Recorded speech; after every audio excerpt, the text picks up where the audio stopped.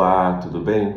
Vamos falar sobre o surto da doença desmelinizante, principalmente esclerose múltipla, tá? Quando a gente fala de doenças desmelinizantes, a gente está falando quase que 80% mais dos pacientes que têm esclerose múltipla. O sintoma, ele vai durar menos ou mais de 24 horas.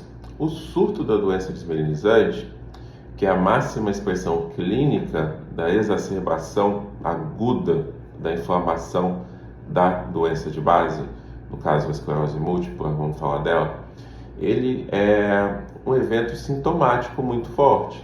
Ele vai ter alteração na ressonância muitas vezes, ele vai estar acompanhado de uma inflamação sistêmica, ele vai durar mais de 24 horas.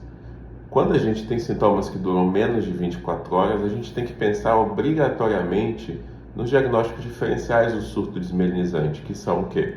Os pseudosurtos, os surtos falsos. Nesse grupo a gente inclui a resposta do corpo a infecções, que podem ser infecção de urina, gripe, dengue, qualquer febre, ou a exposição do corpo a altas temperaturas, no banho, na sauna, na atividade física, no sol, que a gente chama isso de fenômeno de UTOF, quando tem sintomas neurológicos desencadeados pela exposição ao calor. E por que pseudosurto? Por que parece surto? Porque quando a gente tem lesão nervosa, lesão neurológica, a gente perde reserva daquele neurônio, daquela via, para suportar a demanda que o membro precisa para movimentar, ou que a visão precisa para captar com perfeição todas as nuances das cores, todos os detalhes, ou que a gente precisa para caminhar com equilíbrio. O neurônio lesionado, ele perde a reserva, ele perde a capacidade de responder mais rapidamente, de suprir toda a demanda que está sendo exigida naquele momento. Então, o neurônio da pessoa já lesionado, ele vai ser sujeitado a uma demanda maior quando aumenta a temperatura, que diminui a condução elétrica, isso dá elétrica também, a gente vê isso na física, ou quando o corpo já está lutando contra uma infecção e a gente tem uma febre e aquelas células inflamatórias elas estão mais ativas, isso também vai piorar a condução do impulso elétrico.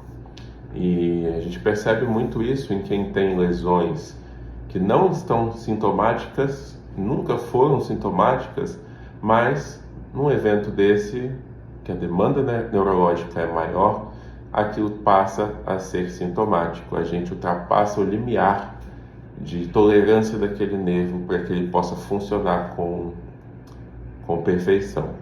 Pode ser um sintoma neurológico antigo? Pode. O surto ele pode acontecer no mesmo local. Não só no mesmo local, mas um sintoma neurológico ele pode ser ocasionado por o mesmo sintoma pode ser ocasionado por uma lesão em diferentes topografias do sistema nervoso. Então, a lesão na medula, ela pode ser em qualquer das alturas e ela pode causar o mesmo sintoma. Claro, vão ter sintomas específicos ali daquele segmento medular, mas se é uma perda de força, se é um formigamento, qualquer lugar dentro da medula acima daquele nível ou no sistema nervoso central, na área específica que controla aquela sensibilidade, aquele movimento, a gente pode ter. Então, o mesmo sintoma, pior de um sintoma antigo, pode significar surto também. A lesão pode ser no mesmo lugar ou a lesão pode ser em um local completamente diferente, causando o mesmo sintoma. Quando a gente tem uma piora de um sintoma antigo, a gente tende a pensar um pouquinho mais em pseudosurto, claro, depois de feita toda aquela entrevista do paciente e vista as condições que surgiu esse novo sintoma. Mas um sintoma neurológico novo também pode ser um pseudosurto. Por quê? Porque a pessoa pode ter uma lesão numa localização específica, que aquela lesão, agora que está tendo uma demanda energética maior, ela se tornou sintomática, mas antes ele nunca teve sintoma ali, mas a lesão está ali.